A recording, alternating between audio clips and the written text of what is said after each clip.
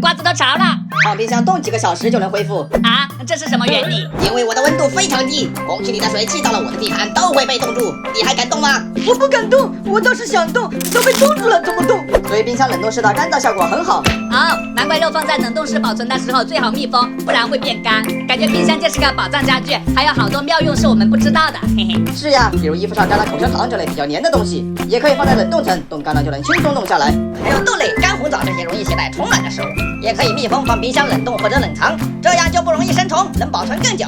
还有，平常吃洋葱流眼泪，但是把它们放冰箱冷冻或者冷藏，一会儿再切就好多了。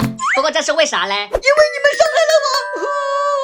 我们一直老老实实住在阳春小区里，自我隔离，不和别人密切接触，只有在发现家园被人类破坏的时候，才会秉承着敌若犯我，虽远必诛的原则，和其他物质发生反应，产生一种催泪神器。本以为这样你们人类就不会再对我们下手了，没想到这个水煮蛋倒好，直接把我连人带房子扔冰箱，冻得我活性降低。这样呀，那我现在就要试试。嘿，没必要冷冻呀，我觉得冷藏就行了。不对，你的表情有鬼。哇，胖菜快看，好多板栗！老实交代，为啥要把板栗偷偷藏冰箱？热胀冷缩，放冰箱冻2个小时，好剥壳吧？